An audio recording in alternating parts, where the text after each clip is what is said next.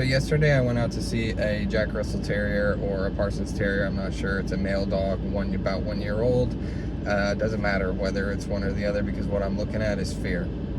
What I'm looking at, or what I was called out for, is skittish behavior. And that ultimately resulted in the dog being loose, being at large, and not coming when called, and getting chased down in order to contain him. So luckily he's still with these guys. So in any event, when I went out and met them, when I have a skittish dog, when I have a fearful dog, I don't just go grabbing a leash, or I don't just go reaching for the dog or talking to the dog. Like, I've been over this before with Jerry rules. So Jerry rules was Jerry doesn't exist.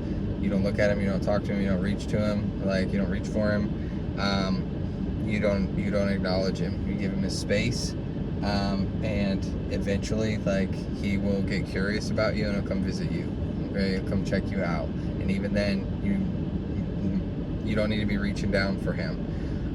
So 2 to 4 weeks, Jerry, the dog that I've referred to in other videos, he would, depending on who you were, he'd start to get more comfortable with you within that window of time, typically. When I had people go by his kennel, I would have them drop a piece of food in there, so he would draw a straight line between them and food, right? Doesn't matter if he was barking, doesn't matter if he was growling, whatever. We use non-contingent reinforcement, so for an icebreaker, for like to grease the wheels, it's totally fine. It doesn't matter what the dog's doing. We can afford to be a little bit more systemic later. Anywho, this dog that I went and visited yesterday, 1 year old, about a male, he had been with a breeder, and so with the male guardian, he had self-admittedly made the mistake of punishing or reprimanding vocalizations, growls, and warnings and things like that from this dog in the early days of bringing him home. So he kind of trusts mom more. He trusts the female guardian more. He does flinch at certain movements. He does startle and then shrink and get small at certain movements. With sudden, abrupt movements. So, I just sat in a chair at the kitchen island and made myself small and inconspicuous, and I worked on treat retreat. So Susan Clothier, I believe, is coined this protocol, treat retreat. So as far as I understand it, or as far as I use it, and we get by just fine, is I will offer a reward. I'll make an offering, or I'll give a reward or reinforcer the closer the dog gets. I do not want to force an interaction. If they come closer, then I will give them a treat, all right off the floor.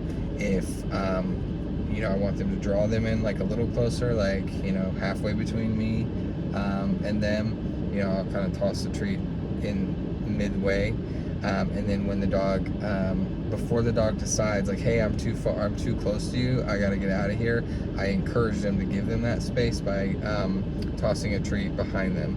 Now again, when you're the stimulus, when you're the potentially spooky thing coming into their house, then you're probably going to want to instruct the guardian. I always instruct the guardian to be the one doing this. I typically do, but in this instance, I was using they were coming from me, and I got to the point where I was just dropping them lightly on the floor and not doing an exaggerated motion, or trying to make sure I did as little of an exaggerated pronounced motion as possible, and then I just repeated that. And by the end of this session, by the end of this little consultation meet and greet, this dog was climbing up onto my knee, onto my leg, in order to just visit with me, but also I would start putting food reinforcers on my knee for him to take directly off of my knee. The best way to build trust with a dog, short term, long term, depending on how shut down the dog is, how averse they are toward people. or towards men, or whatever the situation is give them their space and ignore them. High rewards, low expectations. So that was a good place for us to get by the end of the first session. I think a lot of trainers come out and want to be like breaking ground, and like a dog that's fearful, a dog that's shut down, a dog that avoids, a dog that warns. You need to be listening to those things, and you need to be working on their time. So it's not impressive to me, like when you grab a dog's leash or grab a dog's body or whatever it may be and force the dog into a situation and don't get bit. That's not impressive. That's foolhardy to me, okay? Because you could have compelled that dog to bite, and then, you know, the fallout can be, you know, it varies, but, you know, certainly you've taught the dog that you're not going to listen to them and you're just going to do what you want because you're a dog person or you're a dog trainer or whatever it is. And, you know, now you've set them back, and you've set the whole team back as far as I'm concerned, okay? So I just want to make a quick video on that. If you got through this, I appreciate you watching.